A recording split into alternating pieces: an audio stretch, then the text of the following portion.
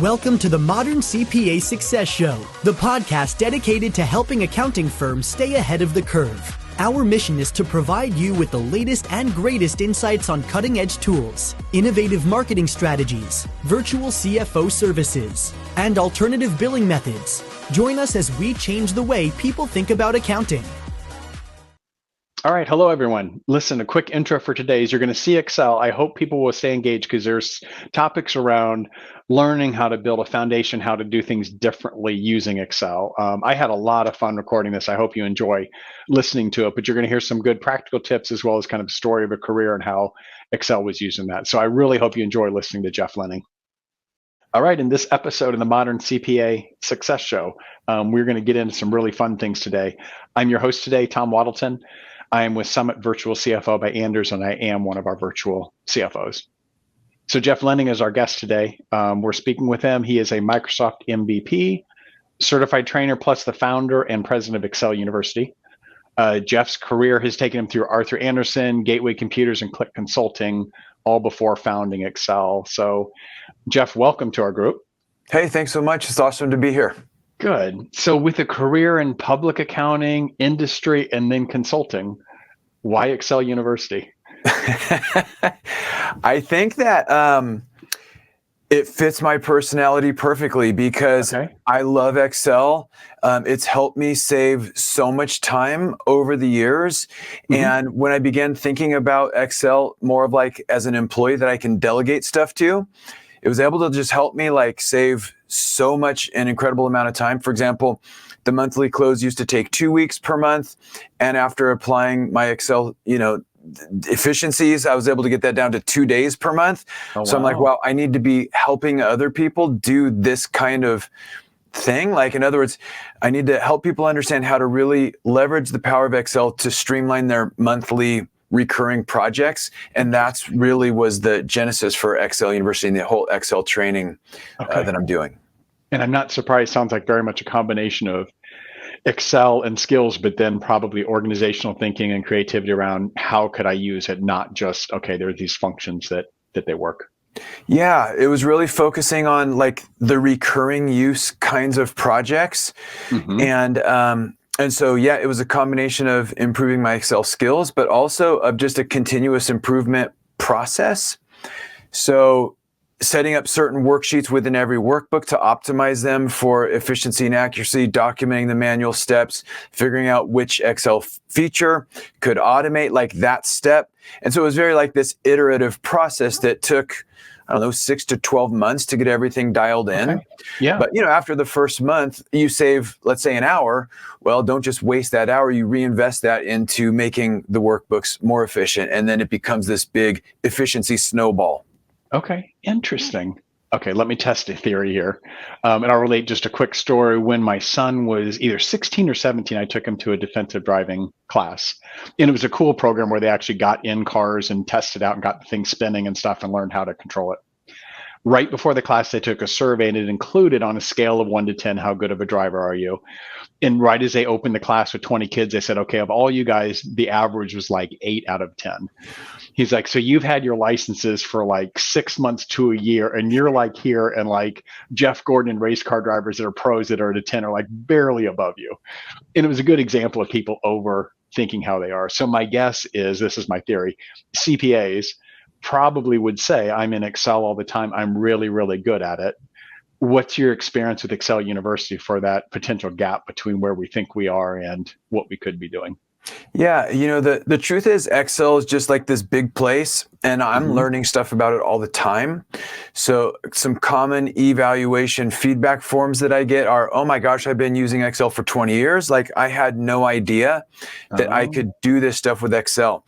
And so as accountants, we end up falling into the do it like last year trap. Oh, interesting. So it's kind of like we're on this time pressured, prompted like deadline. And so we're more focused with I just got to get it done, not like how do I get it done? Mm-hmm. And so we come to the end of the month, we have all this stuff to do. We just do it like last year. We just do it like last month, not really improving it or figuring out how to do it more efficiently. So we just keep on this like cycle, and we have all of this stress, every month, quarter, year, whatever the cycle is. And so I feel like that's kind of a common pitfall for people, and we don't spend the time learning the new things to really invest in making our workbooks more efficient. I'm curious what what you've got me thinking of, and maybe you're familiar with this. I think it's Jeff McEwen has written the book Essentialism and then also Effortless. But this idea of one of his questions is more like, okay, if this was simple, how would I approach this? Is kind of a teaser question like, okay, is there an easier way if I'm looking at something that's hard? Is there something in Excel? Because I often probably look at my own sheets and say, I can probably make it a little bit better, but I don't think I can go 2 weeks to 2 days, like you said. Is there kind of a mindset that you suggest people look at so they don't just say, I'm just going to do it like last year? Yeah, for sure. The mindset that I adopted, which took a while, was basically instead of asking if, asking how. So here's an example. Okay. I open up this workbook and I'm like, I want to automate this one thing. Maybe it's this one input cell. I want to turn it into a formula so I don't have to, enter it. Mm-hmm. So I'm like, I wonder if Excel could do this. And then after some time and experimentation, I figured out, oh yeah, it can do this. And then next month, I'm like, oh, I wonder if Excel can do this. Turns out it can. I wonder if it can do this. It can. So then I changed this whole perception. I'm like, I'm not going to ask if Excel can do it. I'm going to assume going into it that it can. It's just up to me to figure out how to get that done. So my mindset shifted to how do I get Excel to do this? Interesting. I like that. Are you surprised when you search for how does Excel do this, how easy it is to find answers? How can I make Excel do X? And I've always been surprised how good some of the examples and things are. People saying, here's exactly how you do that. Yeah, and with the forums and things, it's been great. But with AI, it's even more direct and faster. Oh. You go to ChatGPT or Copilot, and you're like, how do I get Excel to whatever? And then I'm getting sample code. If I'm asking about a macro, it writes VBA code. I can just copy paste that into the Visual Basic Editor. It's writing formulas that I can copy paste and modify for the references. It's providing guidance on really specific things. Even if I'm just trying to learn, sometimes I open up a workbook that I didn't create and I am just updating it because maybe someone's on vacation or I inherited it. And I come across this formula I've never seen this index and match combination. I don't know what that's doing. Copy paste it to ChatGPT. Hey, explain this formula. And then it breaks down every function argument. And so it's like this. Yeah. So that's really been revolutionary for really speeding your learning in Excel. You're giving me some really good ideas. I think of even my own formulas I end up being proud of, but it's, it ends up being a complicated formula. And then if something's wrong, you go back and look at it and you're like, what was I even trying to do? Maybe it looks beautiful because it's so darn complicated, but now I can't modify it. So that kind of thing would be a really interesting. Yeah. It's kind of like, maybe you update this annual budget and you only update it once a year. And you just got in this Excel zone and your mind was clear and you were in this flow state and you made this big mega formula and it works and you're like, awesome. Now a year goes by, you're like, what was I thinking? What does this even do? So it can help with stuff like that. Okay. Oh, that's great. Yeah. So I'd love to hear a little bit more about how people experience Excel University, right? Because you've given tips and maybe people are thinking, okay, I could probably get a little better Excel. I'll check AI and things like that. But you offer something different than that if someone's really trying to get better. So tell us a little bit about that. Sure. So whereas Google search or web search or YouTube or AI is really good at answering one specific, very narrow question, my program is more broad. It's teaching this body of knowledge. And so I went through and I figured out exactly the right order to introduce which feature and function, because it's all built on these dependencies. I can't really teach pivot tables until they know about tables. And so it sets up all these dependencies. So nothing is confusing or nothing is new in terms of a surprise. It's all just laid out in a sequential order. Okay. So the format for the courses are on-demand lecture videos and it took me about 1 year per course. So there's 6 courses. So it took me about 6 years to put all these together. So there's lecture videos that teach all the Excel topics. Then there's hands-on exercises. Those are really important to do because it's easy to watch a video and go, yeah, I got that. Sure. But then to actually like do the exercise, that's where the learning is most effective. Yeah. And then of course, quizzes, all the NASBA required quizzes, exams, all those things. And then certificates of completion. And then I marry that to live study halls and office hours because I used to teach Excel exclusively in person, and I've done hundreds of live sessions all over the country. Like this is back when continuing education was earned through like live 8-hour courses, right? Yes. Like on site. Not that long ago, right? Yes. Yeah, exactly. And so I've taught hundreds of these live all-day Excel classes. And then I would get 2 common complaints. Hey, Jeff, you're going too fast. Hey, Jeff, you're going too slow. Well, it's because in Excel, everyone comes with a different level of experience. Right. And I already know that. So let's speed it up. And hey, Jeff, I've never seen that. Can you, okay? So the way that I've solved for that is through the on-demand format, which is all pre-recorded lessons with videos. And then though, when you put this into on-demand and you take it out of a live classroom feel, then students lose this interaction with the instructor. So the way that I solve for that is through live office hours over Zoom, where students are free to ask any questions about the classes or just any Excel questions, share their desktop. Hey, Jeff, I'm working on this depreciation schedule, which function should I use here? And so I'm able to provide the support that they need. So that's the overall format of the programs. Okay, that sounds great. And I heard you mention NASBA. So obviously continuing education credits is a part of what people are going through and doing. Correct. So our big program offers up to 124 CPE, and it's about $4 a credit. Okay, that sounds great.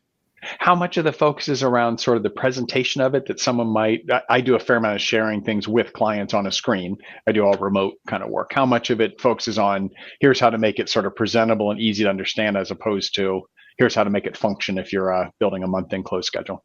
Yeah. So it's a good percentage of both. And so I teach, proficiency, which is going to be the functions that I'm using. So do I use sum ifs? Do I use VLOOKUP? Do I use XLOOKUP? Like, how do we get them to be automated?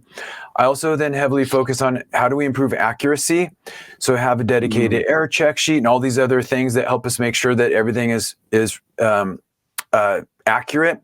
And then on the presentation side, so I took my cues from Stephen Few, and he's written several great books on presenting financial information in a graphical way. And so while I was always very comfortable showing like table kind of reports like P&L, balance sheet, pivot table, those, I was not as comfortable of, hey, if I'm going to do a chart, like which chart type should I use, line or bar? And what color should I use and what should I put on the chart? Like I was not very comfortable with that. But after going through Stephen Few's books, I was much more comfortable. So I'm like, hey, Stephen, I want to do a course that teaches what you teach. And so is that cool? He's like, that's totally cool. And so like my master's courses really use his principles, but then I actually show how to execute his concepts, but within Excel. I like that. That's great. Elevate your firm with a virtual CFO playbook, how to land $60,000 per year clients and provide a killer client experience. This comprehensive online series of modules provides you with the essential tools to create and deliver scalable VCFO services. Developed from Summit's successful approach, which propelled them from $500,000 to over $10 million in revenue in 10 years, this playbook will equip you with the skills to take your firm to the next level. Additionally, upon completion, you can receive 24 hours of CPE credit for the course. Ready to grow your firm? Enroll now at vcfoplaybook.summitcpa.net. I'm not sure if you'd agree with this or not, but as far as charting in Excel, I've often said I think it takes a very short time to get the chart close to what you want, and then a huge amount of time to get it exactly what you want. You get to that like 80%, like it's a pie chart, it's sort of there, but man, to get the titles and everything right to where it's presentable just feels like it would take forever. And I think some of that training for me, I should ask, do you agree with that? Do you think some of the formatting can be a complicated part? Oh, absolutely, 100%. But that's why what I teach in the class and what this really effective for is these recurring projects. So instead of creating a chart every month, what I show is how do you set up the workbooks so that you can just refresh the data at the front end and everything updates all the way through. Okay. So you're no longer building all these charts from scratch. You're kind of reusing this process that we teach and to just refresh with new data. Yeah, that makes a lot of sense. Yeah. Are there certain kind of Excel functions that you're like, I think every accountant would benefit from a few different things? What are the kind of key things that you think of? Yeah, so I kind of feel like in terms of functions, I would think sum ifs, that's SUMIFS, is like definitely clutch for anyone working in finance or accounting. Sure. Pivot tables, of course, are going to be very important. But the one that I think people aren't as familiar with right now is Power Query. And it's so important to really learn that tool because it replaces the old workflow that that our manager did and maybe our manager's manager before that, which is we export something from some system, we open up that CSV file, we select the range, hopefully we get all of it, we do a copy, we flip to our workbook, we paste, hopefully we don't delete anything that we pasted into, and then we delete all the columns we don't need, and then we remove the rows we don't need, and then we add the calculated columns, and then we do all these manual steps, and then we finally use the workbook to do what we want to do. Maybe we just update a pivot table. Power Query automates that whole thing from going to the external data source, pulling it in, cleaning it up on its way in, so that by the time it lands in Excel, it is ready for its next step, so we can just refresh. And so before Power Query, that used to be either manual or this complicated like VBA macro code. And so Power Query really facilitates that whole flow. And so that would be a tool, if you're listening right now, that I would highly encourage you to check out. Okay. And for me personally, that's one that I have not used. And you're describing a huge amount of what I do. And usually with clients, a very frequent thing is it feels like as soon as you're done doing that, what you hear is, hey, we just refreshed. Can you like update it? Yes. And sometimes right before the meeting where you're like, no, this is not click a button to refresh. It takes me, I think I'm efficient, but I've got, 15 minutes of pulling that in and getting everything I want. And like you said, checking and all that kind of stuff. So I can see the value of that. Yes. And it's designed, the beautiful thing is it's designed for recurring processes. So once you set up like the rules for how do you clean up this particular data set, it remembers those rules and just repeats them like instantly. So they give you another trial balance where they did a prior period adjustment. That would normally take a lot of time to flow that through all of your reports. Now it's just a single click refresh and you're done. So that's great. It's I'm awesome. thinking of the value of some of that, even in the meeting where they may say a lot of our clients use HubSpot for their sales data. So it could be a case where on the fly, they're saying, I just changed it. And you can say, good, then let's just click refresh and have that get updated. So yes, it's so satisfying. Yes, I agree. And gives them, do some live dashboarding stuff and they love that. And anytime it has to step over into a different system, you've automatically kind of captured it in time and said, here's where we're going. Yes. With that. Oh, that's great. Very cool. I wonder if so I'm going to take you back a long time ago. I was fortunate to be in the audience like around 1990 when Steve Jobs was with Next Computers and giving a speech. And he asked the crowd, what do you think? I don't think he used this particular term, the tipping point for when personal computers completely took off. What was like the application? And people had a couple different things, but he came back and said, in his mind, the spreadsheet was the one thing that when people saw how that worked, it was like, oh, I can envision all the different ways and now need this thing sitting on my desk where I can actually do things. I think Lotus 1-2-3 was the big first one that came out, but he was like, so many people did these kind of on paper, like this grid-like thinking. I'm not sure if you've ever heard that, but it's one that stuck with me for a long time. Like I can see that there was, okay, can you replace a typewriter with a computer? That's kind of cool, but probably doesn't have me spend the money they spent. But spreadsheets was the big thing. That's interesting. I remember I was working at the computer store when that whole thing with Steve Jobs went down, and we got some Next computers in. And so I was really curious about those. But I actually remember being just fascinated with spreadsheets, even like in junior high school. And just sitting down and being like, wow, like if you change a value here, if you write the right formula over here, like it will just update. Like this was so incredible. Yes, yeah. And so I've just been following this like literally since I was, 15 or whatever. And it's been interesting to see where they are now, because now Microsoft is still investing so heavily in all kinds of new features that we're getting updates like monthly with all kinds of cool new stuff. So it's definitely still an active investment and development product from Microsoft. Yeah, it is truly. It's amazing what it can do. And I mentioned before we started the show that I read one time about the number of people who just use a very few number of functions in Microsoft. And it does seem so easy to learn new things, either through your course or, like I said, it's really many type people do quick YouTube videos and just say, okay, here's how this thing works. And it's pretty cool. Yeah, and those are great for finding really specific issues and problems. And so, yeah, if you haven't, I have a YouTube channel. And so if any listeners are wanting to I usually post about a 3 to 5 minute video once a week. So they can always actually check out xl-university.com/tips.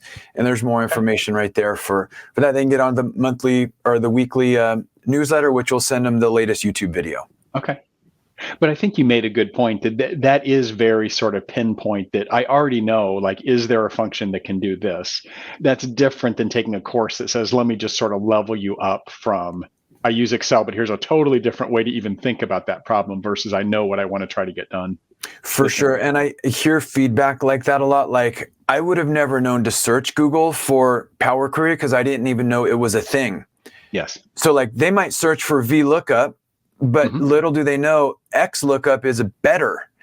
But they just heard about VLOOKUP, so like, oh, how do I do VLOOKUP here? And so XLOOKUP is a better option. But if you don't know what you don't know to search for it. And so I get that kind of feedback a lot about my programs. Interesting. Okay, I don't know if XLOOKUP. What's the benefit of XLOOKUP? And I won't spend too much time, but I'll admit that I'm not the expert I thought I was. Yeah, XLOOKUP replaces VLOOKUP. And so it's a lot more resilient, meaning it's not as error prone. Like if we insert a new column in between that used to break VLOOKUP, it doesn't break XLOOKUP. Okay. And so it's just a more modern, updated version of that function. Okay. I like that. Yes, I had that problem all the time that you move and all these references, if it's column 5, all break on you. Yes. That are in there. Yeah. So no longer with XLOOKUP. I'm going to be changing all of my things just so soon to do that. So people in Excel University, CPAs make up a large portion of that, or I assume that you're getting people from all careers that are coming in there. Yes. Yeah, I get people from all careers. I do have a heavy audience or student base of accounting, finance, and CPAs because we offer CPE credit. But I have other courses that teach similar topics, but they're not available for CPE credit. So you can save a little, the registration fee is lower. But another big area that I have is professors or accounting professors from colleges around the country they know that Excel skills are lacking. And they know that if they can get their seniors to have better Excel skills, they'll have better chances in their interviews and also better opportunities as a new hire. And so they'll basically assign my course to their students because they're not comfortable teaching the Excel part, but they know it's important.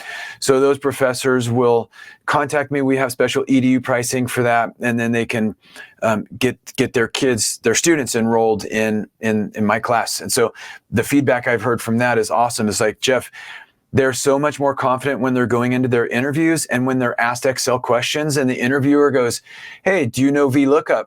They'll say, of course I do. Do you know XLOOKUP? And it blows their mind. I love it. So they just have better chances of being hired. And then once they're hired, they stand so far above their peers. And so they're able to be really productive from day one. So it's been great. That's great. Yeah. Do you think my impression would be many college students probably think they're not going to use Excel that much because they're going to get promoted so quickly that they're going to move beyond that, right? I think of all the kids in management school thinking I'm going to come out and manage people. Do you find that people sort of underestimate how much they'll use it? I think what they underestimate is how big of a place Excel is. Okay. And this, kids who are seniors and, in college right now, they grew up with technology and phones and iPads and all these other things. So they just assume everything I see, I can click on and then, I've got it. So they just underestimate like the depth of Excel. Okay. I can see that. Yeah. I continue to be surprised how much I use, and I do a lot of advising with clients, but just such an easy way to present things. And even just in a meeting today, and this is a very simple example, but I was a client who said he's paying a few people overtime to clean the manufacturing floor, and he wants to hire some full-time people that it's not overtime, it's during their role. So could I replace those? I thought we're just going to do a simple model and say, how many are you thinking and how much would you pay them? And to do that he and I can walk through. But it's just a really easy Excel example to then say, here's a couple variables that you can put in and let's just figure out what the best solution is. So it's one that I'm in quite a bit. And there are days where after tons of client meetings, I like being in. There's sort of a fun puzzle with an Excel spreadsheet where you're like, okay, sometimes this is my good introvert time to sit and do that kind of thing. I 100% agree. I'm also an introvert, and I find that my mind works really well at like problem solving and math more so than memorizing facts. So I did better in like math than like history, where you just have to memorize all these facts. Yep. And so it's like this puzzle, and when you get in and figure out this formula and it finally works, it's just so satisfying. Yeah, I agree. What about as you think of Google Sheets, which has gotten to be popular with our clients, and there's a nice collaborative function with that. What about that versus Excel sharing documents? Any advice or tips on kind of where you land on those two? Yeah, I use both Google Sheets and Excel like every day. I think they're both amazing products. And for the collaborative type of work, I feel like Google Sheets has just a simpler licensing and like access kind of a thing, so they're easier to share, in my opinion. And so I tend to use Google Sheets a lot for collaborative and internal kinds of things. The good news is a lot of the functions that are in Excel are also in Google Sheets. So if you learn one, a lot of the skills are transferable. But honestly, Google Sheets has some functions and things that Excel doesn't have, but Excel has a lot of things that Google Sheets doesn't have. Sure. Power Query being one of those.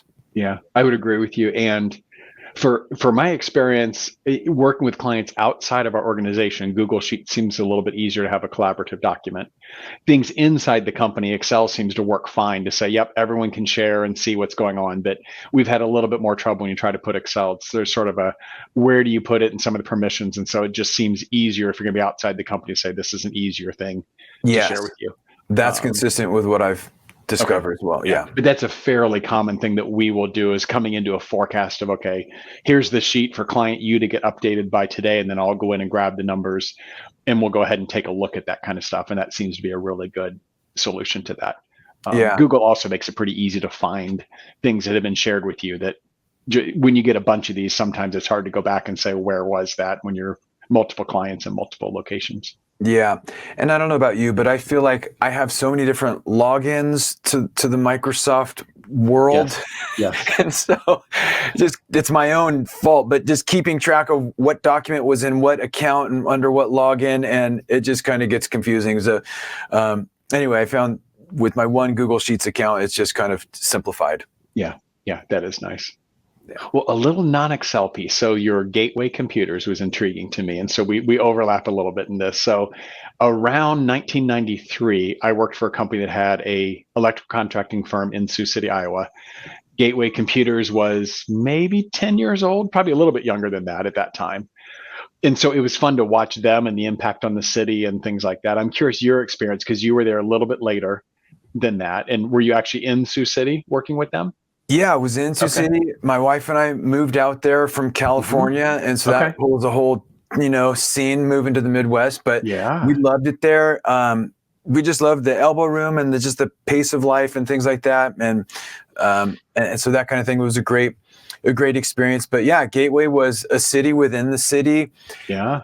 And they were growing. It was really something to be a part of that whole time period within Gateway's kind of life cycle. I bet. And this, you mentioned growing. I think it happened 3 different times where they were building a building and we were doing all the electrical work. And when the building would be about halfway done, they would say, okay, we've already outgrown what we thought. And if I remember the stories right, this was going to be the building that for the next 5 years was going to house the team. And like, it's half done. They're like, okay, that's not big enough. Let's do it. And just kept happening over. And we would joke like, why don't you build like 5 times as big as what you're thinking? Because you keep doing this. It was exciting. And just a lot of things for them had to be done really quickly that, we've got important I remember one story where I think they had a board meeting in one of the new buildings, and my boss actually took all the nice lighting appliances or things out of his own office. And so he's stuck with like these hanging wires and things, but in Gateway, it looked really nice. But there was like, it's an empty building, but tomorrow it's going to look like a nice conference room. And that included some cool projectors and lighting and things like that. Yeah, no, that's funny. And I remember too, the cow spotted computer boxes. Yes. And so my grandpa, he was the first one in our family to buy a Gateway computer, and he was big on that. So, we bought one, and so we were like, I was a fan personally before I applied, and then you show up and their whole building is that cow spotted vibe. And so it was a great brand. I mean, I think it was real. They had some really good commercials, and there was a very Midwestern feel for it. And then they had the stores that were cool. Also kind of the warning when Apple, them saying these computer stores don't work, and it didn't really work for Gateway, but so they were still booming when you were there, right? I think you were there in 97. They were still doing really well. They were still cranking. And I remember the Gateway stores that was kind of rolling out. And actually that was like one of the first places where I really started doing Excel training was for a Gateway Country store. Okay. And so it was kind of just really basic Excel training, but I really loved it. And it was fun helping people. And then, so from there, I went to, State Society, Cal CPA, saying, hey, I'd love to do an Excel class for you guys. And so that started, and then AI CPA, and I got in there, and it just kind of grew from there. But yeah, Gateway was really like one of the first classes I taught was at Gateway. That's great. And so you were in the stores, I mean, teaching to consumers how to use Gateway or how to use Excel in those. Yes. Okay. And so they had, at the stores they would do, of course, trying to sell systems, but also they would have these training centers. Yeah. And so they would have, I didn't like write the courses like I do now. I was just teaching like courses that had been pre-written, but there was courses on all different kinds of topics, but I really focused mostly on the Excel courses. Okay. And so, yeah, it was fun. That's great. I didn't know that they did the education. That's very similar to a lot of the Apple stores that Apple probably wouldn't say they did, but that looks a lot like what their model kind of is in the Apple stores. Yeah, it was just, I don't know if it was just like ahead of the time before it was acceptable or what went on there, but yeah, I think it was a really smart idea. Just get closer to the consumers. Yeah, that's true. So in each of your jobs, I assume from Anders and then also Click Consulting, I assume Excel was a big part of what you're doing. Is that true? It is. And so like each step in the journey kind of taught me additional things that all really enabled Excel University to be like what it is today. Mm-hmm. But like at Anderson, it was, I don't know but we had physical columnar paper in our physical like paper work papers. And so anything you do in Excel, you do it, but then you'd have to print it out and like tape it into the work paper and label it like C1 for inventory, and that kind of thing.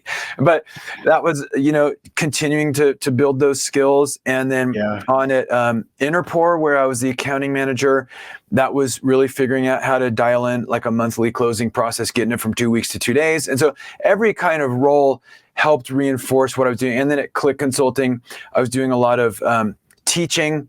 And so that really kind of helped me build my teaching skills, because it's one thing to know how to use Excel, but it's a completely different skill set to know how to teach it.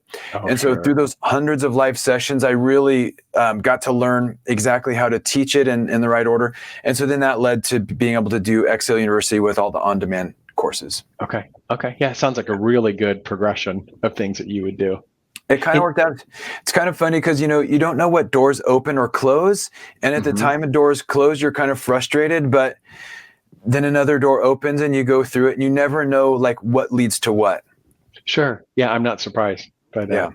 How much of your time are you actually in Excel doing things then versus developing course content? It sounds like you're still pretty active thinking of, okay, this is actually something I'm using that I'm going to make better. Yeah, I would say I have Excel open like 24/7 on my system. So I'm in it every day. Most of it now though is let's figure out how to communicate the new features that are coming out and how to promote the ones that I think are going to be the most useful to my audience, accounting and finance people.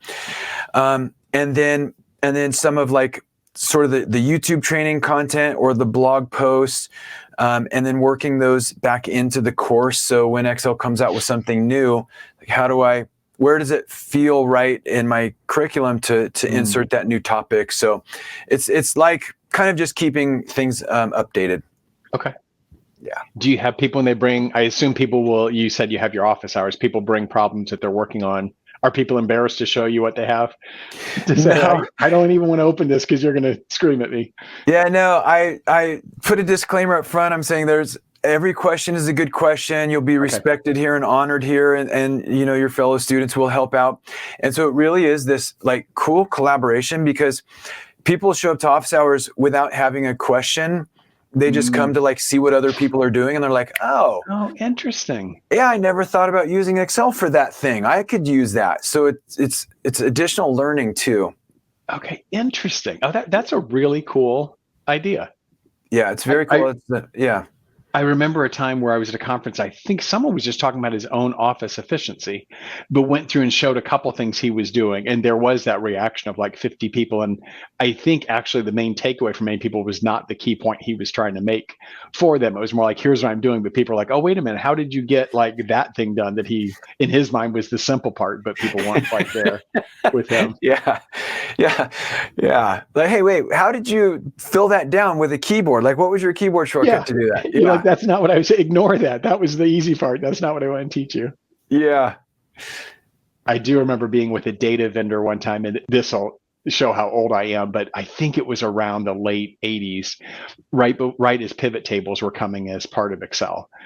And this vendor had that version of Excel. The company I was in had not yet rolled it out, but he was wanting to demonstrate all the cool data they had and showed a pivot table and was moving it. And I was with one of the marketing directors who got to the point where he's like, I want that version of Excel. And then the vendor he goes, oh, I don't care about your data. Tell me more about this Excel. And the poor guy was crushed. He's like, you just want to see these fancy charts. But the first time people saw it, they were just blown away that you mean I can just like drag some of these things and the whole thing will change. And it changed the way everyone thinks about kind of those things. Yeah, it's insane. And someone told me, before I was familiar with pivot tables, Jeff, you got to check out pivot tables. And so I just felt like, I don't know. Yeah.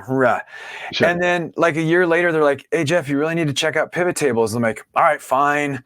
And so then I checked them out and it's just like, oh, wow, now I get it. And it's like really an eye-opening experience. I agree. Yeah, they can be really good. At least my experience in Google, maybe I've just gotten used to how they work in Excel. The Google ones work differently enough that I find them a little bit more complicated in the format and just need to spend more time in how those work. Yeah. And, there's so many sort of formatting things that you can do with pivot tables too. So it's a really big feature and it takes a lot of time to kind of figure out all the little nuances. But once you kind of have those down, it can really save a lot of time. Okay. Is there and I've got one that I think of, but is there any particular Excel function that you think just kind of blew you away when you realized what it could do? Yeah, I think, just to revisit, I think really Power Query is like the single most impressive Excel feature that's come out in the last 20 years. And so that would be kind of the thing. If you're looking for something kind of quicker and easier, I would say just figure out tables. Tables will help you be more efficient and also eliminate errors because the range dynamically expands. So normally if you do a sum function on a range and then you add new data to the bottom of that range, you have to worry about updating the range in your sum function. No longer do we have to worry about that when we're storing data in tables. So that would be another kind of thing to check out if you haven't been using those much. Okay, that's great. The one I think of is the indirect function. And found that great, but I was working in a financial analyst job where I think I had maybe 20 countries giving us templates back to build the annual plan in a short turnaround. And what we realized, or what we had to predict, was they were going to change the template, even though we hadn't asked them to. They were going to add rows and add columns. And so I was kind of searching for, is there any way that you don't have to say, always go to this sheet and look for B13, and found the indirect. And what I laughed about when I first found it, someone had written, if the indirect function was a woman, I would marry it. And I just thought that was the funniest reference. But it was that made my life so much easier. I would get these templates and then be like, okay, it's going to be row 13 and it's this. And I just put that in. The indirect function goes and finds that and gets it. But that was one that for me was just made a dramatic difference. That's awesome. As we turned something around, 4 hours after we got it, we had to present or something that just wouldn't have been possible otherwise. Yeah, I know, because it never fails. If you send out some templates to people and say, okay, and it's always side calculations, yes, new formulas here, inserted rows. You're like, Yes, exactly. Yes. Why are words where numbers are supposed to be? Don't give me a quote and then a range. I can't add those things together. So yeah, that was one that really helped me in doing that. And also was one that seemed more complicated. That your tip around AI would probably be good with that, because it I had a hard time getting that function to work correctly with some of the syntax kind of things that were in there. Yeah, very cool. Very cool. Yeah. Well, Jeff, this has been really good. You've actually motivated me. I need to get on to Excel University, because I think there's some things I could do much better, even though I would say I think I'm pretty good. But I think do it like last year is very much that sort of mantra that when I get busy, it's easy to jump in and say, I've got 15 minutes. All I can do is update it and don't really step back. But thinking of 2 weeks to do 2 days makes you think of, okay, it's worth spending a little bit of time to get this done better. Yeah, it is. And for a lot of my students, they found it to be worth it also. The time efficiency gains has been amazing. That's great. Well, thank you for spending time with us today. People will be able to see how to get in touch with Excel University through our show notes. And you also gave us the web link in there. Awesome. This is so great. Thanks for having me. I really appreciate it. Good. You're welcome.